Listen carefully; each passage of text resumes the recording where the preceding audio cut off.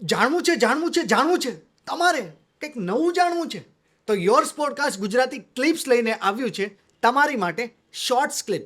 તો કોમેન્ટ અને સબસ્ક્રાઇબ કરવાનું નહીં ભૂલતા. આખો પાછળનો ભૂતકાળ એમાંથી કેટલી વસ્તુ લઈને અત્યારે રાઇટિંગમાં યુઝ કરો છો? સો કોર બધી જ વસ્તુઓ મારી પાસે છે. આઈ નોટ લાય.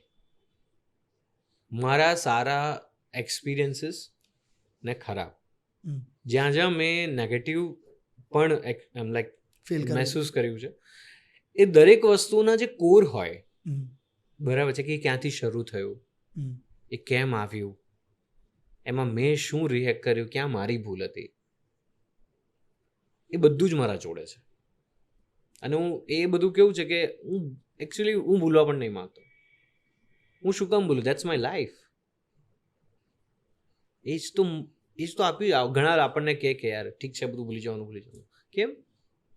સ્વીકારો કે થયું હતું, ભૂલવાની જરૂર નથી. સ્વીકારો કે થયું હતું ને હવે આગળ વધો. એ સારું હોય ખરાબ હોય બંને.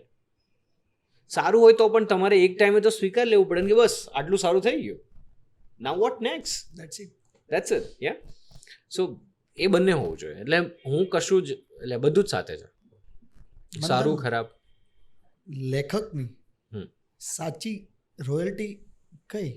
પૈસા, સન્માન, આત્મસન્માન કે પછી બીજું કંઈ?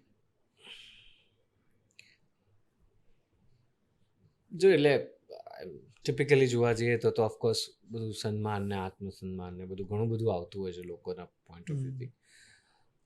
પણ મારું એવું માનવું છે કે મેં એક ડેફિનેશન બનાવી હતી જ્યારે આ મારા માટે જ્યારે એક સવાલ બન્યો કે મારું લખેલું મને ગમશે કે નહીં ગમશે. તો આપણે દરેક જે આપણે મહેસૂસ કરીએ ને એ ક્યાંક ને ક્યાંક કોઈ માસ્ટર્સમાંથી આવતા હોય. તમારા મમ્મી માસ્ટર છે, એ તમને બેસ્ટ ફીલ કરાવે છે, બરાબર છે. એવી જ રીતે તમે કેટલાક કલાકારોને સાંભળો, એમને જોવો, એમનું કામ જોવો, એમને વાંચો, તો એમના જેવું લખવું છે, ગાવું છે કે બનાવવું છે એવું નહીં, પણ એમને જ્યારે હું વાંચતો હતો, એમને હું જ્યારે સાંભળતો હતો કે પંડિત ભીમસેન જોશી કે પછી લિયોનાર્ડ કોહેન, એ લોકો બધા જે મને ગમે છે, કિશોર કુમાર કે અરિજીત અત્યારે, એ બધાને જ્યારે તમે સાંભળો છો અને જે તમે સારું કે ખરાબ મહેસૂસ કરો છો ને, એ જ્યારે તમે તમારું લખો છો કે સાંભળો છો ત્યારે થાય છે મહેસૂસ. સો ટેન્જન્ટ વસ્તુ છે ને, એ તરત તમે જોખી શકો, સોનું હોય કે લોખંડ. પણ એક્સપિરિયન્સ ઇન્ટેન્જન્ટ છે. તને મારા જોડે મજા આવી, તું પાછું કહેશે કે મંથનભાઈ આપણે પાછા મળીએ, રાઈટ? તો એ જે એક્સપિરિયન્સ છે ને, એ તું કોઈને એમ નહીં કહેશે કે 5 કિલો મજા આવી, બરાબર? તો એ મારા માટે રાઇટર તરીકે ઇમ્પોર્ટન્ટ છે કે હું જ્યારે કોહેનને સાંભળું છું ને હું જે એક્સપિરિયન્સ લઉં છું, એ મારો વાચક પણ લે, કે હું મારું જ લખેલું પાછું જોઉં તો મને એ એક્સપિરિયન્સ થવો જોઈએ.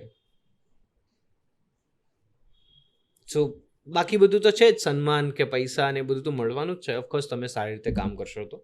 અને એ જેને જે રીતે લેવું હશે, તમારા સગાવાળાને એવું લાગશે કે તમારે સન્માન છે સમાજમાં, બરાબર છે, તો તમે સુખી છો, બરાબર છે. લોકોને એવું લાગશે કે આની પાસે 2 મર્સિડીઝ છે ને આ છે ને ફલાણું છે ને, તો એ સુખી છે.